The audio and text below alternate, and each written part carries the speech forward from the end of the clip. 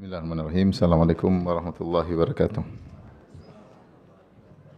Alhamdulillahi ala ihsani wa syukru lahu ala taufiqihi wa amtinani. Asyhadu an la ilaha illallah wahdahu la syarika lahu ta'ziman li sya'nih.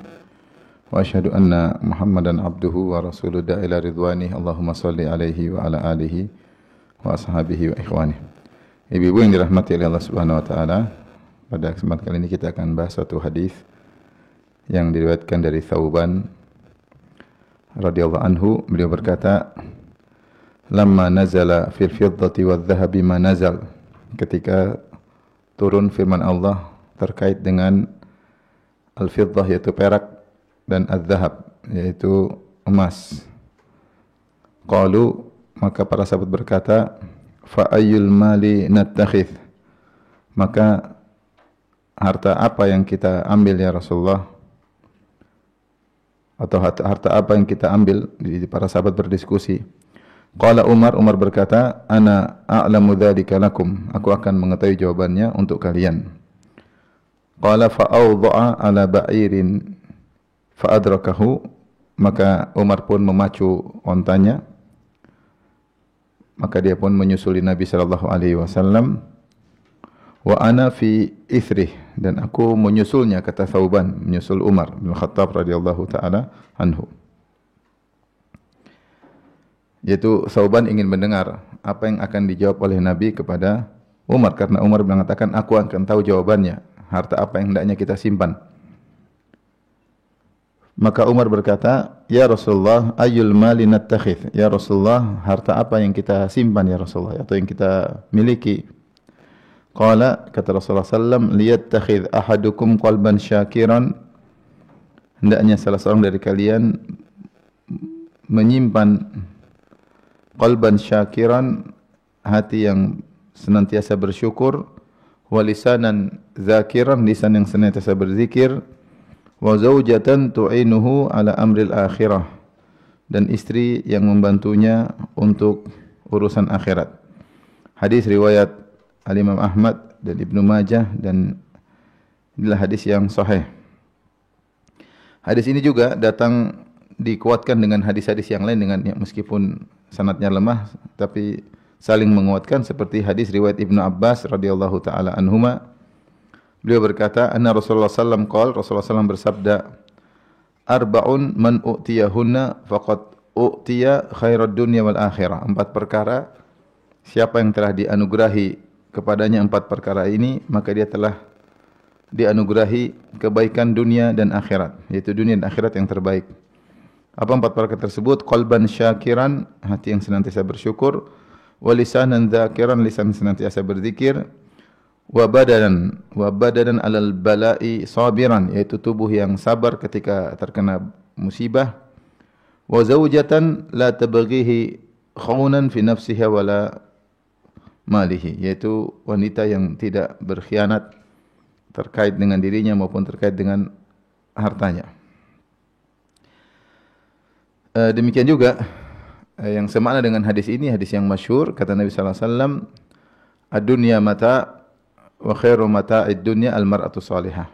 Bahwasanya dunia adalah mata, yaitu kesenangan yang akan expired, karena mata itu adalah kesenangan yang akan selesai.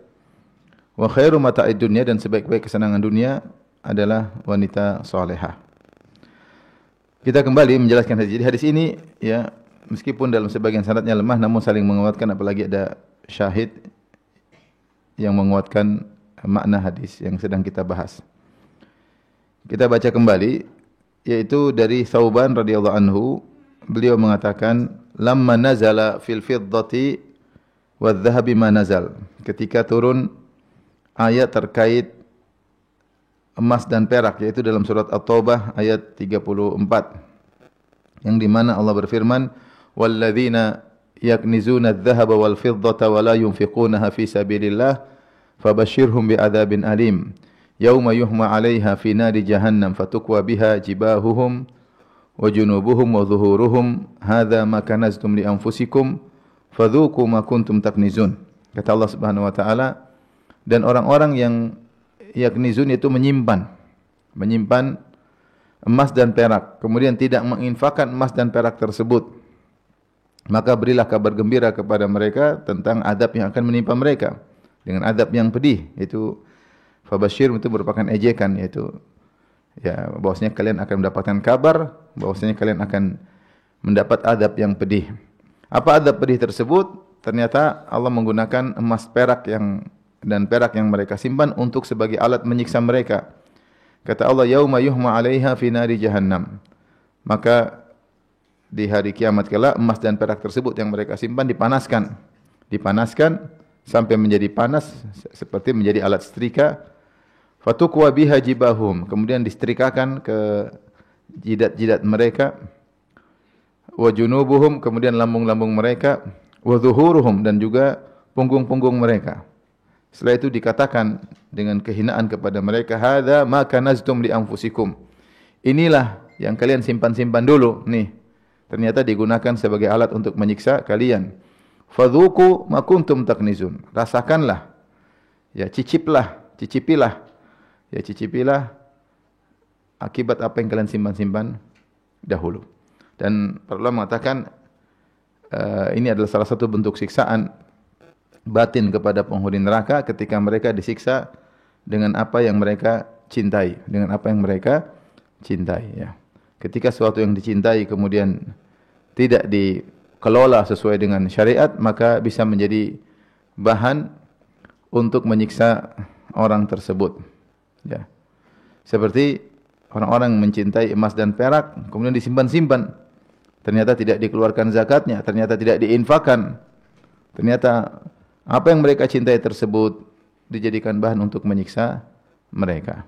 Jadi ini sama seperti saya sering sampaikan juga, sebagian ahli tafsir menyebutkan tentang Ummu Jamil, ya, bintu Harb, istrinya Abu Lahab, yang dimana dia sangat dicintai oleh Abu Lahab.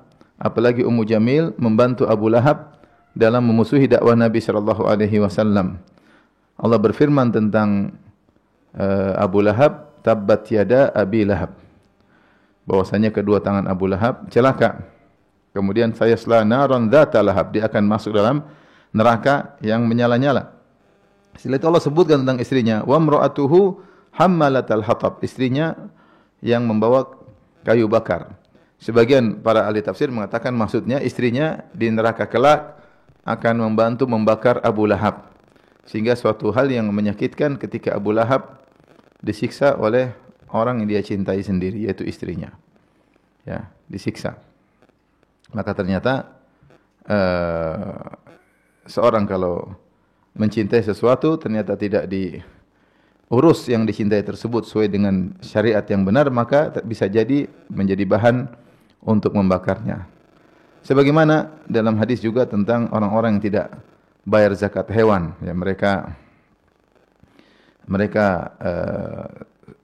tidak bayar zakat hewan kambing, hewan sapi, onta, maka pada hari kiamat disebutkan dalam hadis yang sahih, di padang mahsyar mereka disiksa. Mereka ditanduk-tanduk oleh hewan kambing tersebut, diinjak-injak oleh onta tersebut. Kenapa mereka tidak membayar zakat? Karena mereka begitu sayang kepada hewan-hewan tersebut. Ya. Oleh karena sesuatu yang dicintai di dunia ini, kalau tidak diarahkan sesuai dengan syariat, akan beri mudarat. Mudarat di dunia dan terlebih lagi mudarat di akhirat. Kecuali yang dicintai karena Allah Subhanahu wa ta'ala. Maka ini bentuk siksaan. Dan ayat ini pula lah yang dijadikan dalil oleh Abu Dzar Al-Ghifari radhiyallahu anhu, bahwasanya seorang tidak boleh menyimpan harta lebih daripada keperluannya. Kalau lebih dia harus kembalikan ke Baitul Mal. Ini mazhabnya Abu Dzar Al-Ghifari, ya. Sehingga dia menganggap seorang hanya cukup seperlunya, tidak boleh dia simpan berdasarkan ayat ini. Kemudian sisanya harus dikembalikan ke Baitul Mal untuk kepentingan kaum muslimin.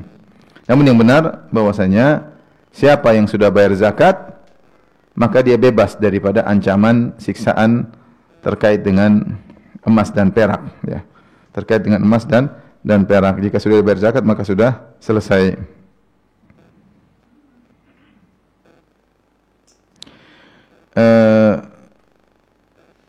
Oleh karenanya diriwayatkan dari Ibnu Umar, beliau berkata, kullu malin addaita zakatahu falaysa bikanz. Semua harta yang telah kau bayarkan zakatnya, maka dia bukan kanz, simpanan yang dimaksud dalam ayat tersebut. Ya. Kalau emas perak sudah dibayar zakatnya selesai, uang sudah dibayarkan zakatnya, maka tidak akan jadi bahan menyiksa pemilik uang tersebut. Hewan-hewan yang sudah dibayar zakatnya juga tidak akan menjadi bahan menyiksa orang tersebut. Demikian juga barang dagangan yang sudah dibayarkan zakatnya, maka tidak akan dijadikan bahan untuk menyiksa pemilik barang-barang tersebut. Meskipun para sahabat mengerti bahwasanya kalau sudah dibayar zakat sudah selesai, maka tidak perlu dikhawatirkan. Tapi mereka tetap khawatir ya. Sehingga mereka bertanya kepada Nabi, sebenarnya harta apa yang selamat untuk kita jaga, untuk kita simpan? Harta seperti apa? Maka ketika turun ayat ini, maka para sahabat saling diskusi. Mereka berbicara di antara mereka berkata, fa ayyul mali nattakhidh? Harta apa yang kita ambil, yang untuk kita simpan? Sementara Allah telah mengancam orang-orang yang menyimpan emas dan perak, ya kalau tidak dikeluarkan zakatnya akan disiksa dengan emas dan perak tersebut. Maka Umar yang semangat, ya, dia bilang, saya kasih tahu jawabannya. Maka dia segera memacu ontanya, awda'a, maksudnya dia asra'a, ya, dia menyegerakan ontanya untuk menuju Nabi. Setelah sampai, ketika dia menuju Nabi, Thauban juga semangat, dia pun nyusul Umar. Karena dia tahu Umar akan bertanya dan Nabi akan kasih jawaban. Dan dia ingin dengar juga segera jawaban tersebut. Dia tidak mau nunggu, dia nyusul Umar. Padahal Umar bilang, tunggu, saya ke Nabi, saya akan kasih tahu. Tapi Thauban radhiyallahu anhu menyusul Umar. Kemudian Umar bertanya, wahai Rasulullah, ya, ayul mali nattakhidh? Harta apa yang kita simpan agar kita selamat? Ternyata Rasulullah SAW beri jawaban dengan jawaban yang luar dugaan. Rasulullah SAW tidak menyebutkan harta berupa harta materi, tetapi harta maknawi. Rasulullah SAW berkata, liyattakhidh ahadukum qalban syakiran. Hendaknya seorang mengambil, yaitu menyimpan, qalban syakiran, hati yang senantiasa bersyukur. Jadi kalau punya hati bersyukur, dijaga. Jangan jaga emas perak, jaga hati yang bersyukur, dijaga. Walisanan dzakiran, yang kedua lisan yang senantiasa berzikir. Yang ketiga wa zaujatan tu'inuhu ala amril akhirah, istri yang membantunya untuk urusan akhirat. Ternyata ini yang disuruh oleh Rasulullah SAW untuk sebaik-baik simpanan yang dijaga oleh seorang muslim, bermanfaat bagi dirinya di dunia dan juga di akhirat. Dan tadi sudah kita sebutkan dalam riwayat yang lain, Rasulullah SAW mengatakan, arba'un man u'tiyahunna faqad u'tiya khairat dunya wal akhirah. Ya, 4 perkara, siapa yang diberikan, seorang mendapatkan 4 perkara tersebut, maka dia telah diberikan kebaikan dunia dan kebaikan akhirat. Dunia yang terbaik dan akhirat yang terbaik. Maksud saya, harta ini, yang harta maknawi ini, harta abstrak ini, bukan hanya bermanfaat di akhirat saja, tapi di dunia juga bermanfaat. Makanya Rasulullah mengatakan, arba'un man u'tiyahunna faqad u'tiya khairat dunya wal akhirah. 4 perkara, siapa yang diberikan kepadanya 4 perkara ini, dia telah mendapatkan dunia yang terbaik dan akhirat yang terbaik. Yaitu qalban syakiran, hati yang senantiasa bersyukur, lisan senantiasa berzikir, wanita yang tidak berkhianat, salah satu tambahan yaitu badanan alal bala'i sabiran, yaitu orang sabar ketika ditimpa dengan musibah atau ujian. Taib, kita bahas tentang isi hadis ini, ya. Rasulullah memberikan, ya, ini komparasi bahwasanya kebanyakan orang semangat mengumpulkan emas dan perak. Siapa sih yang tidak semangat mengumpulkan emas dan perak? Bahkan orang kaya sekarang sudah malas dengan duit karena duit mengalami inflasi. Maka mereka sibuk mengumpulkan emas. Mereka sekarang simpan bukan simpan mata uang lagi karena mengalami inflasi. Banyak di antara mereka mengumpulkan, nyimpan emas batangan, ya. Emas batangan, emas, kalau kita mungkin emas lidian, emas kecil-kecil. Kalau mereka emas batangan, ya. Kenapa? Karena harga emas terus naik.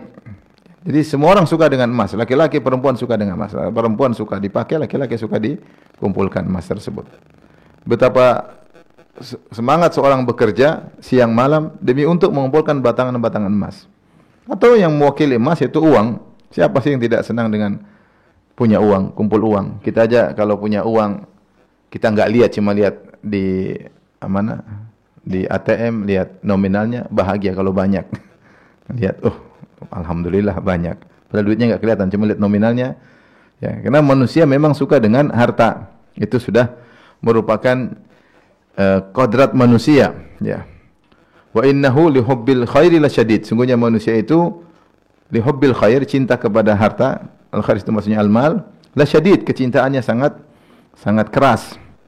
Wa tuhibbunal mala hubban jamma, dan kalian mencintai harta dengan kecintaan yang dalam. Dan tidaklah manusia berbunuh-bunuhan, bersengketa tidak lain kecuali karena harta, sampai terkadang saudara pun dihabisi, kawan dekat dikhianati, semuanya karena harta.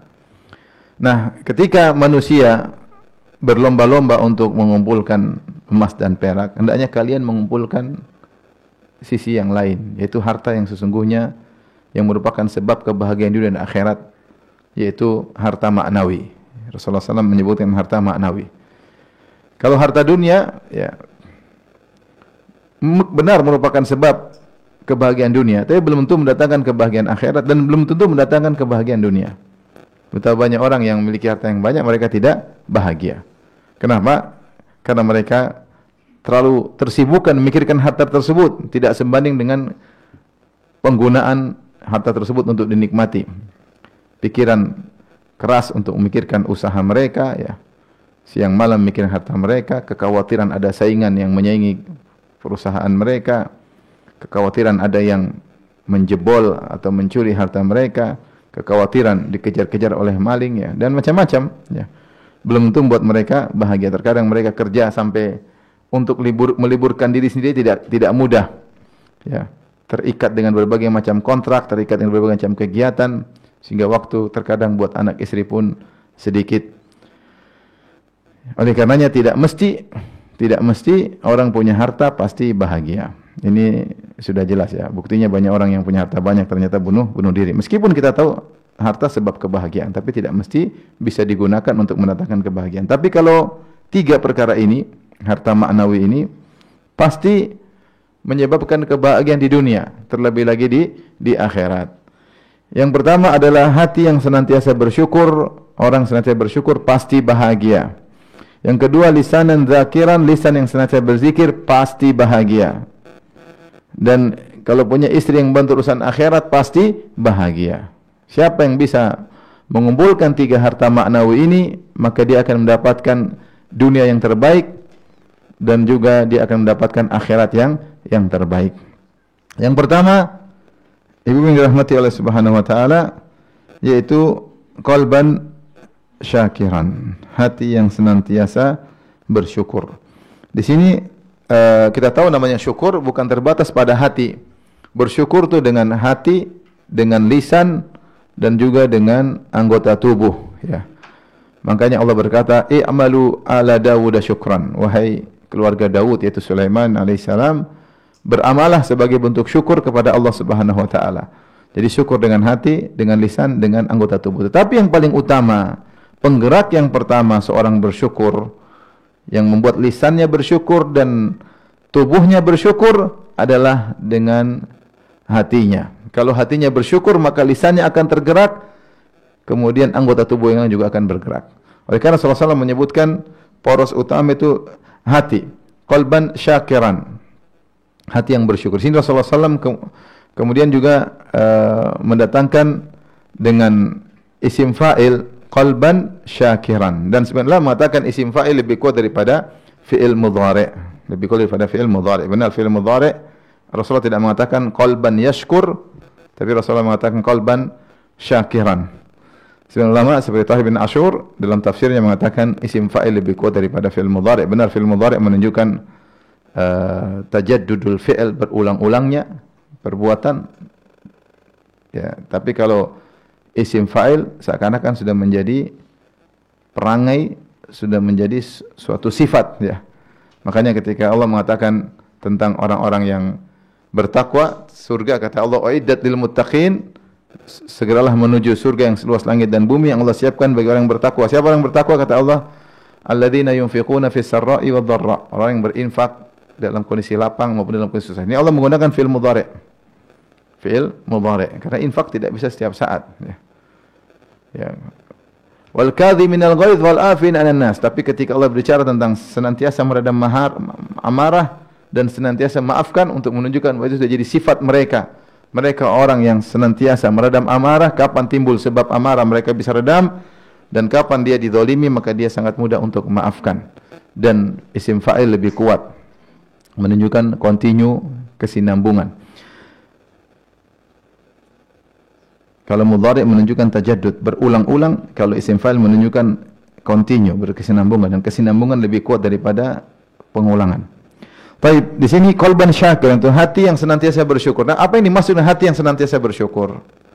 Hati yang senang bersyukur memenuhi beberapa sifat. Yang pertama dijelaskan oleh Ibnu Qayyim rahimahullahu taala, tidaklah seorang bisa bersyukur kecuali memenuhi beberapa perkara. Yang pertama, dia harus bisa mengenali nikmat-nikmat Allah. Kalau dia tidak mengenali nikmat-nikmat Allah, maka dia tidak akan mensyukuri. Maka perlu bagi seorang hamba duduk, sebenarnya apa sih nikmat yang saya rasakan? Dia harus mengenali nikmat-nikmat sehingga dia bisa bersyukur. Kalau dia tidak mengenali nikmat, dia tidak bersyukur. Ya. Seperti kalau kita, apa nikmat yang kita rasakan? Banyak. Kita nikmat iman, nikmat Islam, nikmat kesehatan, nikmat keamanan, nikmat ketenangan, nikmat keluarga, nikmat anak, nikmat istri, nikmat rumah, nikmat kediaman, nikmat bisa belajar, nikmat bisa ibadah, ya. Nikmat bisa bercengkerama dengan kawan-kawan, itu nikmat. Nikmat tidak bermusuhan sama orang lain, ya. Nikmat bisa nyaman dengan tetangga, ya. Nikmat dapat anak yang berbakti, ya. Istri yang soleha, ya. Apalagi cantik jelita, masya Allah. Nikmat. Jadi nikmat banyak sekali. Jadi tahap pertama agar hati kita bisa bersyukur, kenali nikmat tersebut. Alhamdulillah saya punya suami, banyak orang enggak punya suami. Meskipun suami saya dibelah dua. Kok dibelah dua? Ternyata poligami. Tapi banyak orang yang tidak punya suami. Alhamdulillah suami saya mungkin biasa-biasa, tapi dia setia. Banyak orang suaminya selingkuh. Kalau kita bicara nikmat banyak sekali. Anak saya mungkin agak nakal-nakal dikit, tapi banyak orang nangis enggak punya anak. Jadi kenali nikmat keamanan. Nikmat keamanan luar biasa. Ketika tidak bisa kita bicara tentang nikmat keamanan kecuali kepada orang-orang yang tinggal di daerah konflik. Saya ngobrol sama orang Palestina, dia bilang Indonesia itu luar biasa, stabil. Dia ini nikmat luar biasa. Dia kalau ngomong serius. Kalau kita aman-aman biasa-biasa aja karena kita tidak tinggal di daerah konflik. Orang yang tinggal di daerah konflik ketika hidup di tanah air kita benar-benar merasa aman, merasa bahagia. Karena namanya ketakutan itu luar biasa, bikin gelisah orang. Jadi kenali nikmat-nikmat, baik nikmat terkait dengan agama maupun nikmat terkait dengan dunia. Nikmat banyak sekali. Makanya Rasulullah SAW mengajarkan kita untuk salat duha supaya kita ingat nikmat. Salah satu nikmat duniawi adalah nikmat sendi-sendi yang nyaman. Ala kulli sulama minan nasi, ya, sedekah. Ya, setiap pagi maka wajib bagi seorang mukmin mensedekahkan nikmat atas segala sendi yang dia rasakan. Ya, kita ada 360 sendi, dan kalau kita bangun tidur sendi enak semua, ini adalah nikmat kata Nabi sallallahu alaihi wasallam. Di antaranya, ya, wa yujizu an kulli dzalika kullihi rak'atani yarka'uhuma fi dhuha.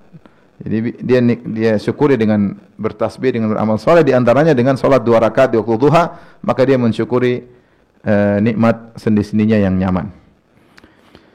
Jadi kita harus renungkan nikmat-nikmat tersebut. Saya pernah cerita ada seorang dia sedih, berkeluh kesah, maka gurunya datang kepada dia, disuruh bawa 2 kertas. Coba kau tulis kesengsaraan yang kau rasakan, 1 kertas. Yang 1 kertas tulis kenikmatan yang kau rasakan. Maka dia berusaha menulis kesengsaraan dia rasakan. 1, ini 2, ini 3. Mungkin 10 taruhlah. Tapi ketika dia mulai mengisi kertas tentang kenikmatan yang dia rasakan, tidak akan selesai. Terlalu banyak. Dalam tubuh aja nikmat, bisa melihat, bisa mendengar, bisa bernapas. Kita tidak bisa merasakan nikmat bernapas kecuali ketika COVID ternyata saturasi oksigen turun tuh menyiksa. Kita selama ini terkadang mencium tidak enak, kita marah-marah, padahal itu nikmat. Ketika COVID nggak bisa mencium, baru tahu ternyata mencium itu apa? Adalah anugerah. Ada orang kehilangan apa? Penciuman. Subhanallah. Ini nikmat banyak juga kita nggak rasain. Ya. Setiap hari Allah kasih oksigen gratis, mudah sekali kita. Kalau waktu musim COVID cari oksigen mahal, rebut-rebutan orang oksigen. Ya. Ya, jadi kita kenalin nikmat tersebut. Ya, nikmat banyak sekali. Kita mudah tidur, mau tidur tinggal taruh kepala tidur. Ada pejabat jam 2 malam masih diskusi. Jam 3 malam baru ambil keputusan. Jam 4 keputusannya dibatalin. Ribut, enggak gampang. Ini nikmat luar biasa. Jadi kenali nikmat-nikmat tersebut. Ini langkah pertama agar hati kita bisa bersyukur, kenali nikmat dan tidak akan pernah selesai. Dan Allah telah mengatakan demikian, wa in ta'uddu nikmatallahi la tuhsuha. Kalau kalian hitung-hitung nikmat Allah, kalian tidak akan bisa hitung. Innal insana la zalumun kafar. Namun manusia suka zalim. Ya, tidak mensyukuri, kafar, mengingkari. Ini nikmat yang kita rasakan, belum nikmat di masa kecil kita. Banyak nikmat yang Allah berikan yang tidak kita ingat, yang kita telah lupakan. Ya, oleh karenanya ini tahap pertama agar kita bersyukur mengenal nikmat-nikmat tersebut. Yang kedua di antara bentuk bersyukur yaitu mengakui seluruh nikmat tersebut dari Allah Subhanahu wa taala. Bosnya nikmat tersebut datang memang saya melakukan usaha, tapi yang menentukan keputusan saya dapat nikmat tersebut adalah Allah Subhanahu wa taala. Wa ma bikum min ni'matin faminallah. Nikmat apa saja yang kalian rasakan dari Allah. Allah bisa cabut sewaktu-waktu. Meskipun kau tidak melakukan sebab, tiba-tiba Allah cabut bisa. Ya.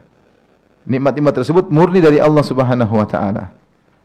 Wa ma bikum min ni'matin faminallah. Nikmat apa saja, dapat hidayah, nikmat bisa ngaji, nikmat bisa makan enak. Banyak orang sudah tidak bisa makan. Ada disebutkan ada orang cari uang, kerja keras, banting tulang, begadang. Kata dia, saya kaya nanti mau makan enak. Begitu dia kaya, dia kena penyakit, tidak bisa makan enak akhirnya. Makan ini enggak boleh, makan itu enggak boleh. Padahal habis waktunya untuk cari uang supaya makan enak. Ketika udah kaya, ternyata kena penyakit karena kurang tidur, karena kurang ini, kurang anu. Jadi semua nikmat dari Allah. Kita renungkan sekarang nikmat apa ya? Saya bisa ngaji, ini Allah yang kasih hidayah.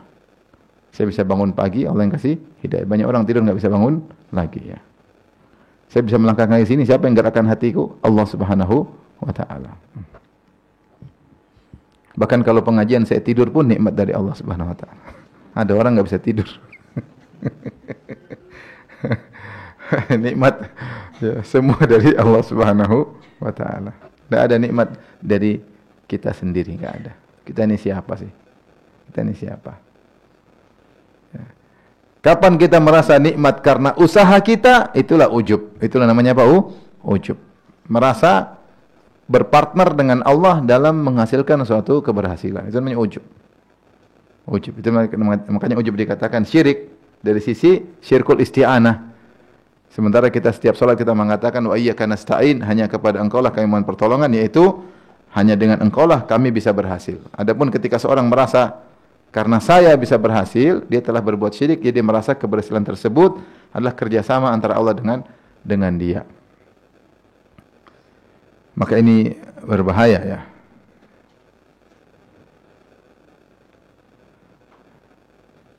Oleh karenanya kita harus tahu semua nikmat dari Allah. Di antaranya kita mengucapkan alhamdulillah atas segala kenikmatan. Ini yang kedua. Yang ketiga, ibu yang dirahmati Allah Subhanahu wa taala, ketika kita dapat nikmat, kita enggak boleh merasa saya memang berhak dan pantas, itu enggak boleh.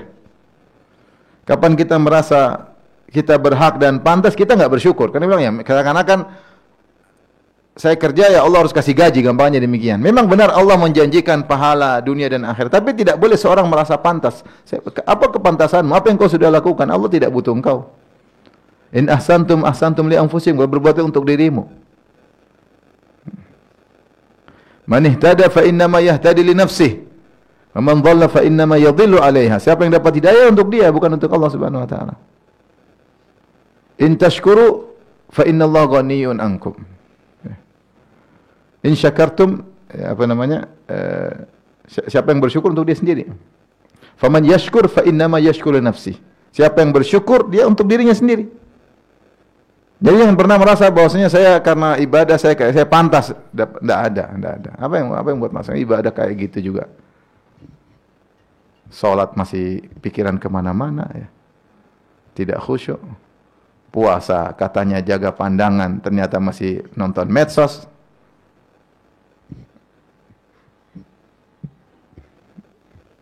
Apa yang mau ibadah mau kita andalkan? Baca Quran juga pikiran kemana-mana, tidak fokus. Artinya dia nggak ngerti, apalagi tafsirnya. Terus apa yang mau kita andalkan? Sedekah saja masih mau cerita-ceritain sedekah kita. Dakwah saja terkadang merasa bangga dengan dakwahnya. Masih apa yang mau kita banggakan? Jadi kapan kita merasa saya memang pantas dapat nikmat tersebut, ya ini mengurangi kesyukuran. Syukur itu kita merasa nikmat murni dari Allah. Saya sebenarnya tidak pantas, tapi Allah Maha Baik, Allah berikan kepada saya. Kalau kita hanya pantas karena saya pintar, karena saya rajin, orang lebih pintar banyak daripada kita. Sekarang subhanallah, dengar cerita, kemarin teman saya, ini cerita aja, teman saya, dia buka, cari supir, di Depok, dia orang Depok, buka, apa namanya, lamaran. Yang ngelamar apa? Ada yang S2, ada yang S3, subhanallah. Cuma gaji berapa? Gaji 4 juta paling. Jadi orang pintar-pintar belum tentu ya, membuat dia menjadi kaya raya, belum tentu. Banyak pengalaman juga belum tentu menjadikan kaya raya. Ada orang pengalamannya banyak, pengalaman jadi anak buah terus. Tidak pernah jadi pengalaman jadi bos. Jadi kapan kita merasa saya pantas, itu berarti kita kurang syukur. Ya. Kadang orang membagi, oh ini memang saya tidak pantas. Oh ini kalau memang saya pantas. Itu dia sudah mengurangi syukurnya. Dia harus merasa dalam segala nikmat yang dia dapatkan dia tidak pantas. Murni kebaikan Allah Subhanahu wa taala. Baru hatinya menjadi hati yang bersyukur. Yang ketiga. Yang keempat, supaya pandai bersyukur, sering lihat ke bawah hati ini agar bersyukur. Itu yang Rasulullah mengatakan, la tanzuru ila man fawqakum walakin inzuru ila man asfala minkum fa innahu ajdaru alla tasdaru nikmatallahi alaikum. Jangan lihat ke atas, sering lihat ke bawah. Jangan lihat mobil mewah, rumah mewah. Lihat ke bawah, banyak orang tidak punya tempat tinggal, banyak orang lebih sakit, banyak orang lebih susah. Kita jalan di rumah-rumah petak, kasihan, rumah kecil. Jadi saya lewat di daerah Jakarta, sekitar Jakarta, ada rumah. Rumah ini kos-kosan mahasiswa dulu, mereka masih mahasiswa. Kecil. Kata kawan saya, Ustadz, ini sekarang jadi rumah keluarga. Jadi kecil karena enggak dia nikah situ, anaknya akhirnya satu kamar itu buat istrinya, anaknya, dulunya cuma dibuat dia sendiri. Subhanallah, tinggal seperti itu. Kasihan ya. Artinya banyak orang yang susah itu masih ngekos, banyak orang tidak bisa ngekos, numpang di keluarga sini, numpang keluarga sana. Melihat ke bawah, susah. Mana musim hujan saya lewat naik mobil, lihat orang jual gorengan ngelamun, hujan keras nggak ada yang beli. Maksudnya lihatlah di bawah banyak orang susah. Dengan gitu kita jadi bersyukur. Makanya kalau istri susah bersyukur, ajak ke orang-orang susah. Ya. Jangan bawa ke rumah orang kaya, nanti dia lupa diri. Bahwasanya suaminya miskin, dia lupa. Dibawa ke orang miskin. Sehingga dia tahu diri. Anak-anak juga demikian, bawa ke anak kecil yang kerja-kerja, anak kecil yang susah, yang ngais-ngais makanan di sampah-sampah. Dan itu masih ada, masih kelihatan. Lihat ke bawah agar hati ini pandai bersyukur. Jika 4 perkara ini kita lakukan, maka hendaknya kita bersyukur.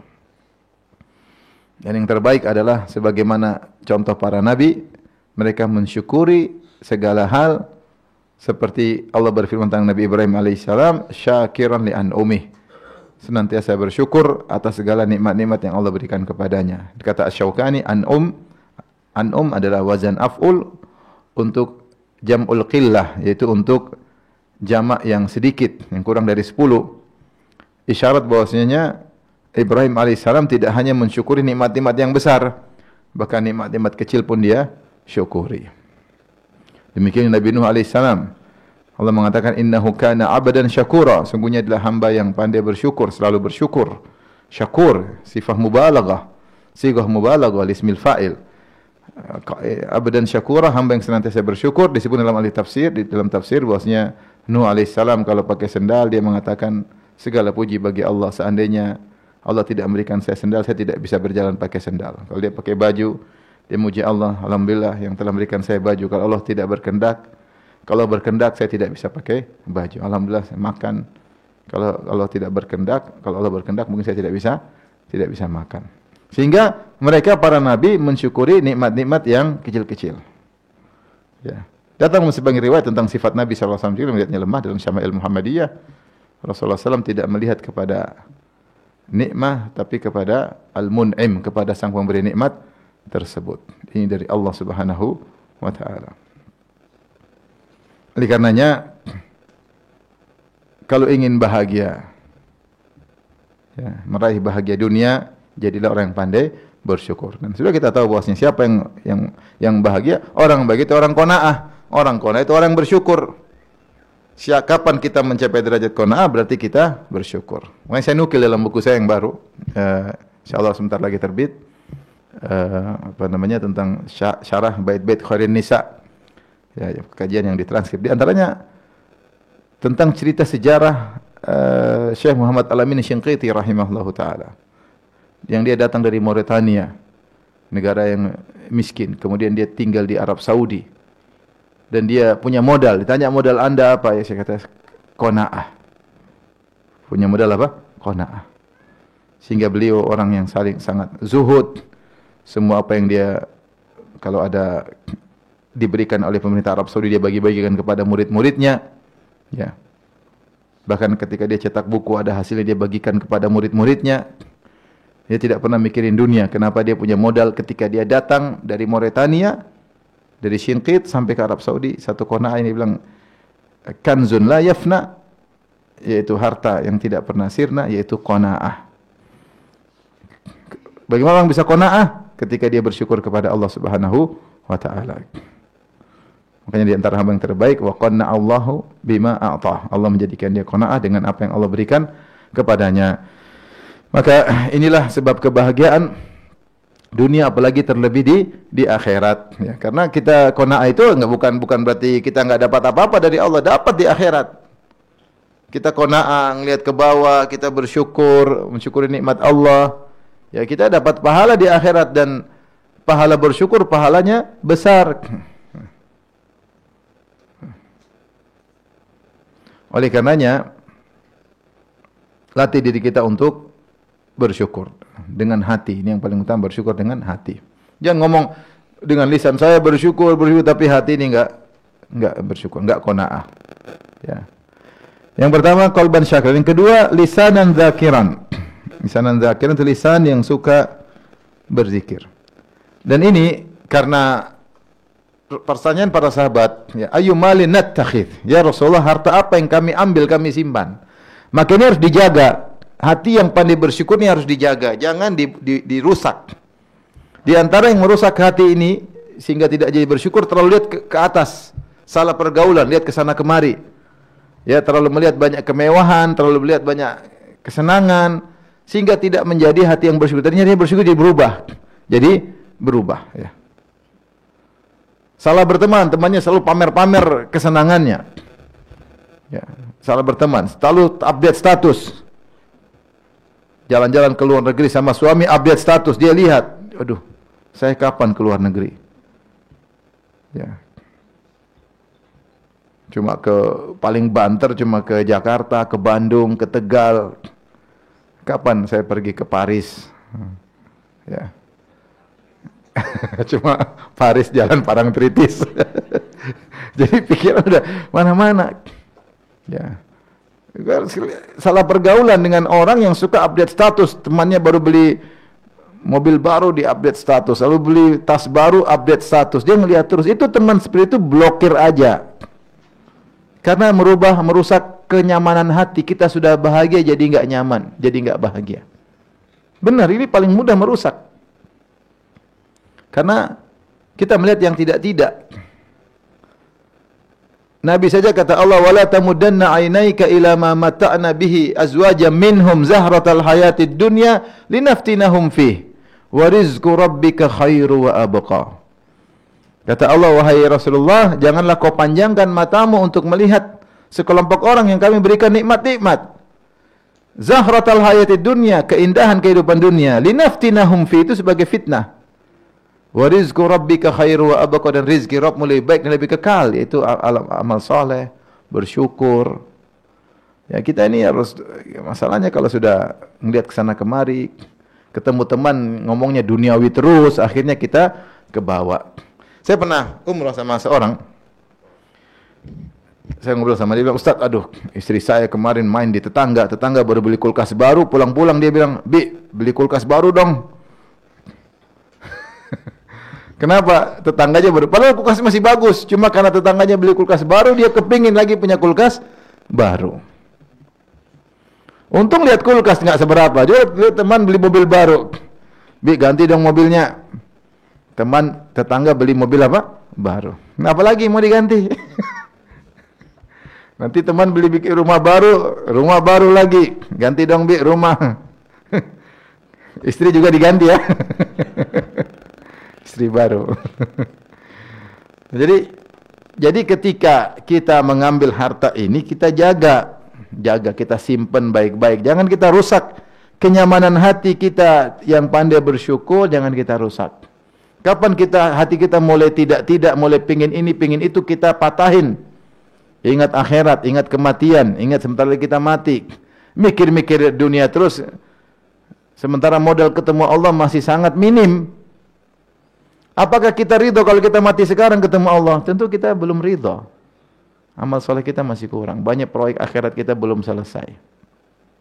Banyak maksiat yang belum kita bertobat darinya. Maka kalau udah mikir pengen ini, pengen ini, sudah. Ya, ingat kematian.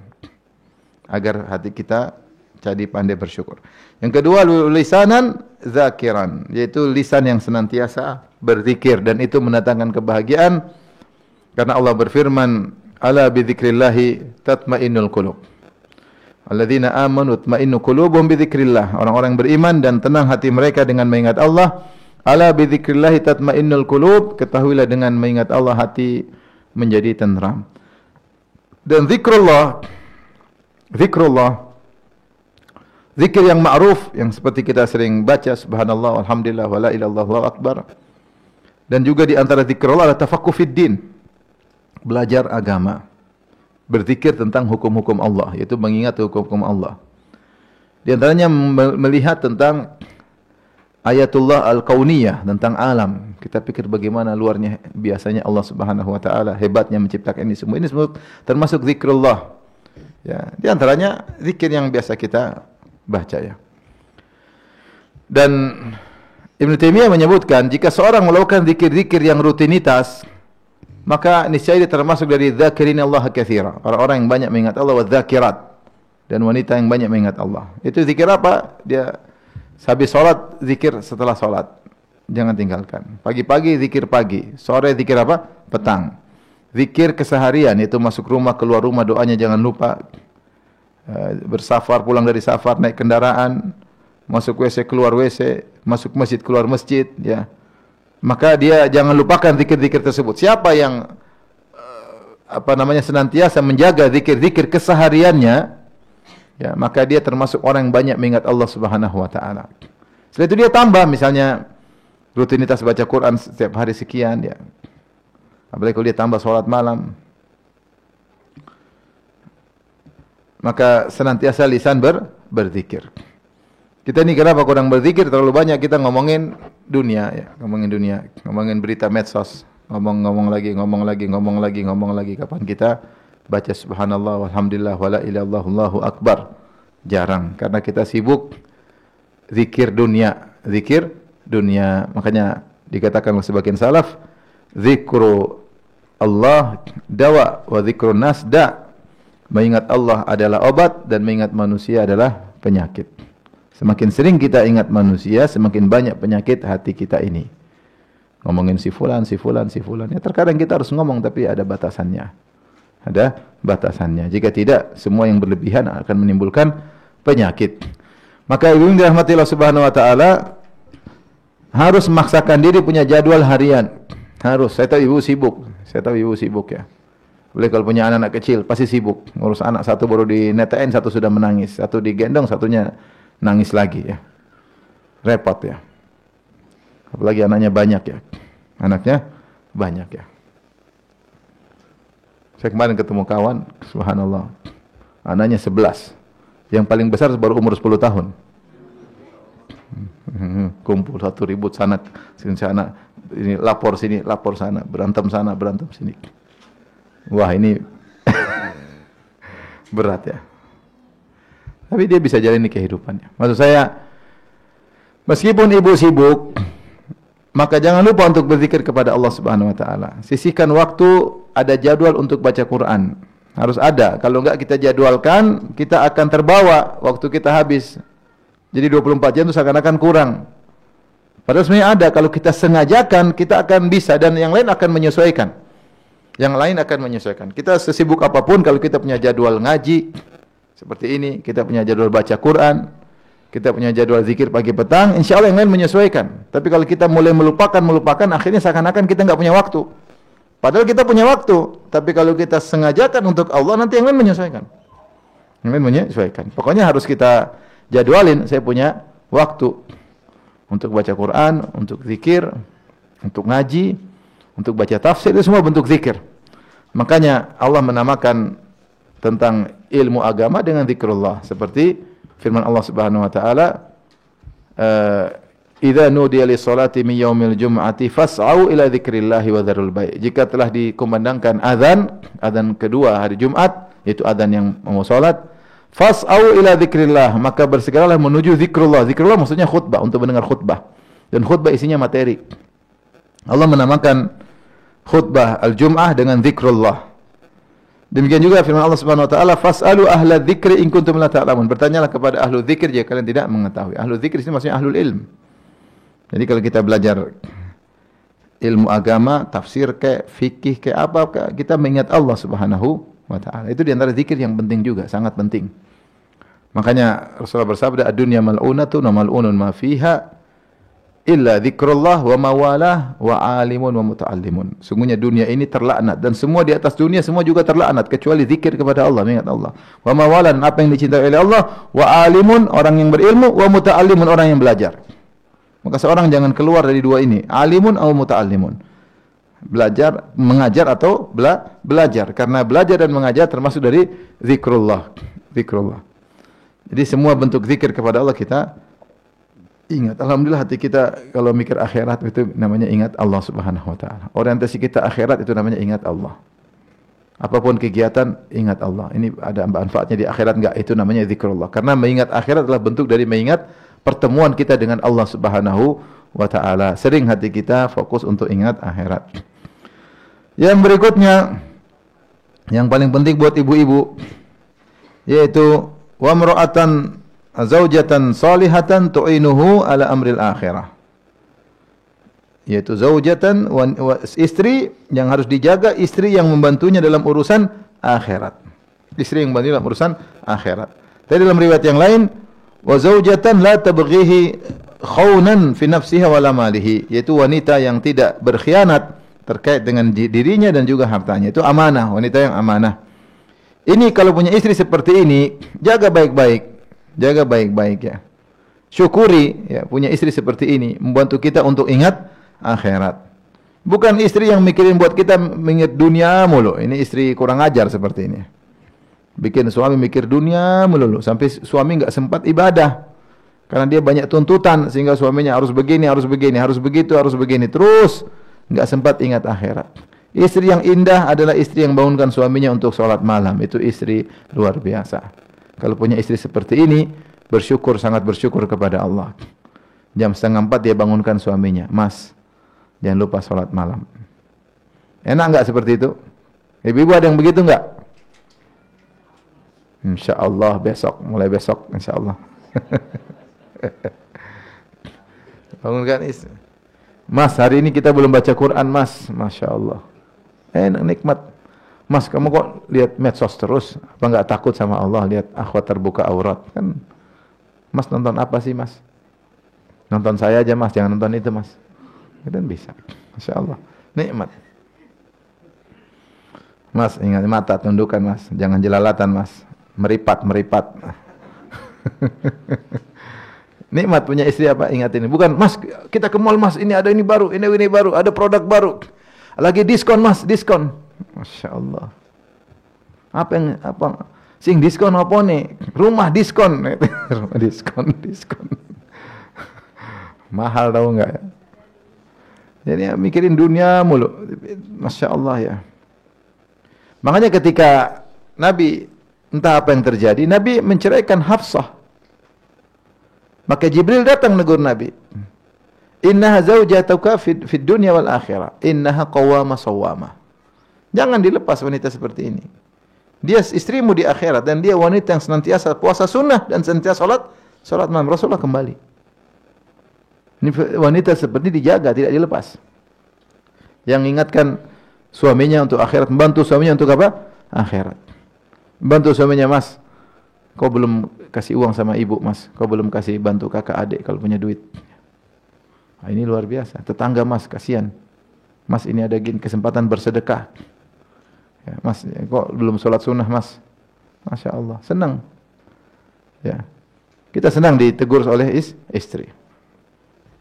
Kemarin istri bilang, Abi, boleh nggak saya kasih masukan? Subhanallah, apalagi masukan ini. Jadi kita nggak ada masalah, maksudnya ingin istri kita menasihati kita, mengingatkan kita ya.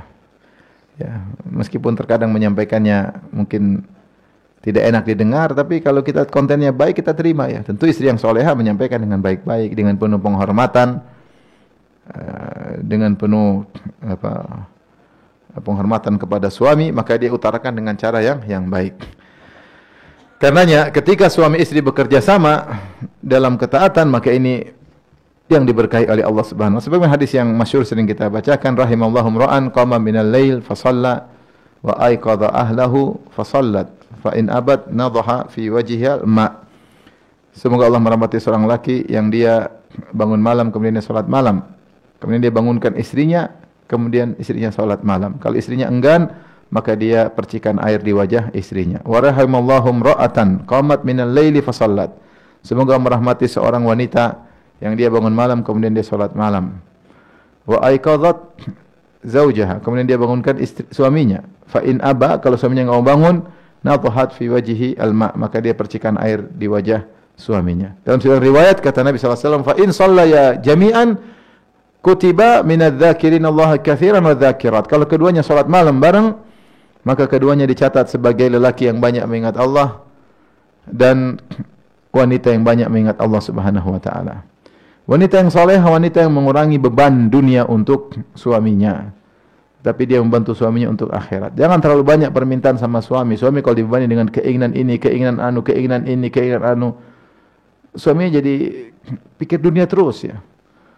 Mas, ini lagi kapan kita jalan-jalan ke sana, Mas? Mas, kapan kita ke luar kota, Mas? Mas, ada mall baru buka, kapan kita ke mall baru, Mas? Mas, teman-teman semua sudah ke sana, kapan kita ke sana? Yang dia pikir dunia. Sehingga suaminya pun tadinya mikir akhirat jadi mikir apa? Dunia. Istri yang salehah membantu suami ingat akhirat. Udahlah, Mas, jangan usah beli macam-macam. Kita ini aja hisapnya sudah susah, Mas. Masya Allah. Kapan ada istri bilang begitu? Mas, enggak usah beli mobil baru, Mas. Hisapnya ini sudah susah, Mas. Sudah ini aja mobilnya. Ah, luar biasa kalau begitu. Beneran ini. Beneran, Masya Allah. Senang kalau punya istri seperti itu. Udahlah. Selalu membantu suami dalam urusan apa? Akhirat. Suaminya mau dakwah, mau bantu dakwah, dia sponsori, semangatin. Maka jika seorang suami mendapat istri salehah, maka dia telah mendapatkan kenikmatan dunia yang terbaik. Dan benar kata Nabi sallallahu alaihi wasallam, ad-dunya mata'. Dunia adalah mata. Mata adalah barang yang dipakai kemudian selesai. Itu kenikmatan yang expired kalau bahasa kita. Semua kenikmatan dunia mata. Kenapa? Karena akan expired. Yang tidak mata cuma kenikmatan akhirat, karena tidak ada expirednya, abadi. Maka Rasulullah mengatakan ad-dunya mata. Seluruh kenikmatan dunia itu ada expirednya.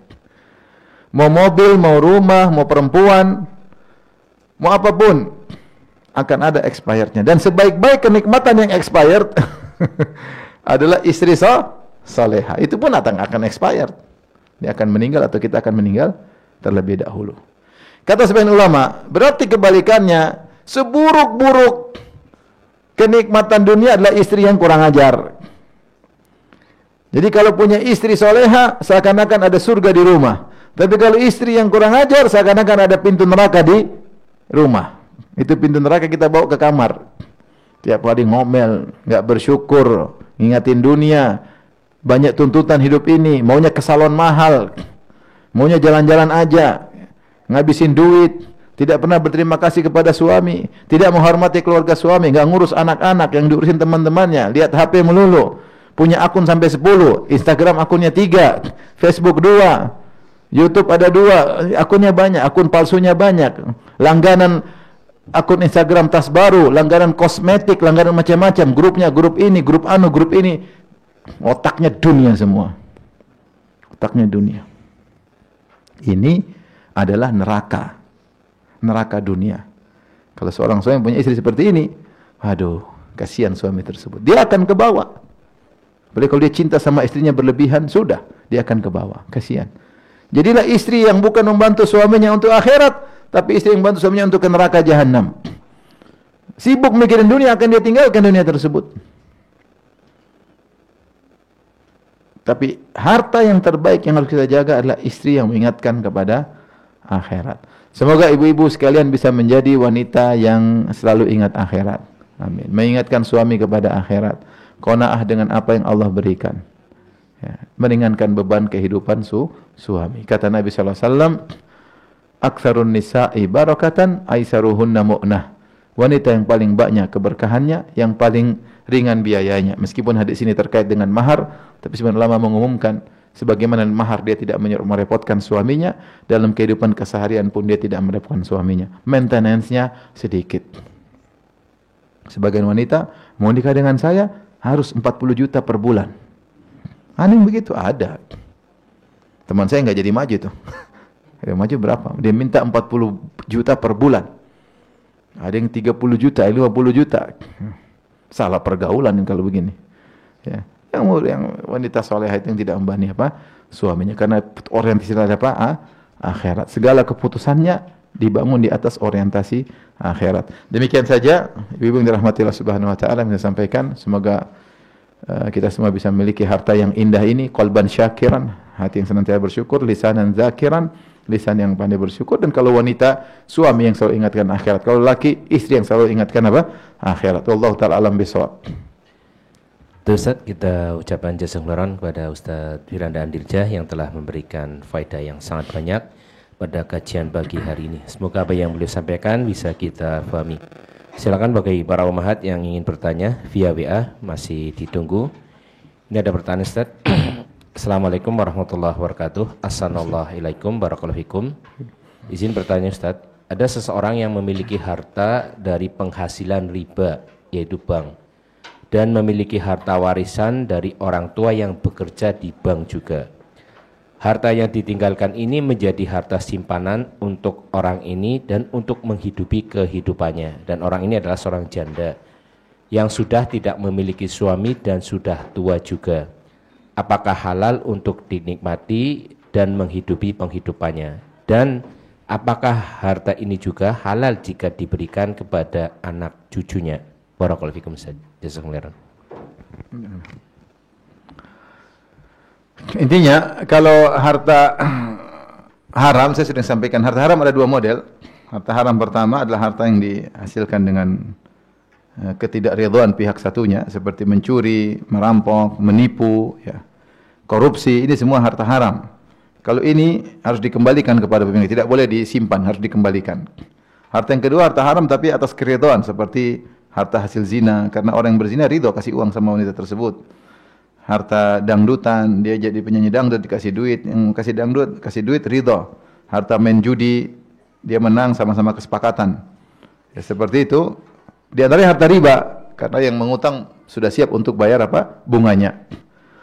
Maka kalau harta yang model kedua ini haram tapi bukan dengan akan tapi atas kesepakatan dua belah pihak, maka harta ini kalau bertobat tidak harus dikembalikan kepada pemiliknya. Dan dia menjadi halal jika seorang bertobat kepada Allah. Kata Allah, "Faman ja'ahu mau'izatun mir rabbih fantaha falahu ma salafa wa amru ila Allah. Wa man 'ada fa ulaika ashabun nar hum fiha khalidun." Siapa yang datang peringatan kepadanya untuk meninggalkan riba, kemudian ditinggalkan, falahu ma salaf, maka bagi dia apa yang telah lalu, yaitu harta hasil riba sebelumnya halal baginya. Ya. Wa amru ila Allah, dan urusannya kembali kepada Allah. Adapun siapa yang sudah dikasih ingatkan kemudian dia kembali lagi, maka dia penghuni neraka jahanam. Jadi kalau memang orang tuanya mungkin dulu tidak tahu tentang haramnya riba, kemungkinan besar tidak tahu, karena riba itu haram baru ketahuan belakangan ya. Sejak ustaz-ustaz kita semangat ya menjelaskan tentang riba, terutama Ustaz Irwandi hafizahullah taala, sehingga boominglah tentang haramnya bunga bank. Dulu orang tidak tahu bunga bank itu riba. Bahkan orang bangga kerja di instansi ribawi. Sekarang baru mulai orang ngerti, ngeh. Ini kemungkinan orang tuanya tidak ngerti. Kemudian yang kedua, kalau hasil riba dia sudah bertobat, maka tidak mengapa dia gunakan, apalagi dia dalam kondisi tidak punya penghasilan, maka tidak mengapa insyaallah ta'ala. Tapi harta tersebut jangan digunakan yang tidak-tidak, tapi untuk keperluan-keperluan primer, keperluan-keperluan yang kebaikan insyaallah ta'ala. Wallahu ta'ala alam bisawab. Jadi jangan buat untuk foya-foya, jangan untuk yang enggak-enggak, tapi kalau untuk kebutuhan, ya, kebutuhan atau hal-hal yang baik, insyaallah enggak jadi masalah. Tapi jazakallahu Ustaz atas jawabannya, semoga yang bertanya bisa memahaminya. Pertanyaan kedua Ustaz, bismillahirrahmanirrahim. Assalamualaikum warahmatullahi wabarakatuh. Izin bertanya Ustaz, kami sekeluarga itu menyimpan emas dengan tujuan suatu saat di bulan Ramadan kami bisa berangkat umroh dengan simpanan tersebut. Akan tetapi simpanan tersebut dalam bentuk emas. Pertanyaan Ustaz, apakah jika sudah sampai nisab dan haul, apakah simpanan tersebut tetap wajib disakati walaupun ditabung dengan tujuan untuk ibadah Ustaz? Barakallahu fikum. Iya, tetap karena dalam kepemilikan kita kalau sudah sampai haul maka tetap bayar zakat. Kecuali sudah kita bayarkan, sudah ada jual beli, kita bayarkan berpindah kepemilikan, maka itu tidak jadi masalah. Tapi kalau belum berpindah kepemilikan, masih milik kita dan sudah sampai haul, maka harus keluarkan zakatnya. Dan tidak banyak, cuma 2,5%, sedikit. Pertanyaan selanjutnya mungkin sering jadi ganjelan bagi orang yang bersafar Ustaz. Ini terkait Ustaz, kami baru tinggal di Jogja beberapa saat. Apakah kami ketika safar ke Solo, berpergian ke Solo sudah dimasuk dalam kategori safar Ustaz? Kapan kita bermukim? Kalau kita mukim di Jogja, maka kita keluar kota musafir. Kalau baru pindah, saya tinggal di Solo 10 tahun, ini baru tinggal Jogja 2 hari. Sudah, karena sudah niat bermukim di Jogja, sudah niat pindah rumah berarti sudah pindah status.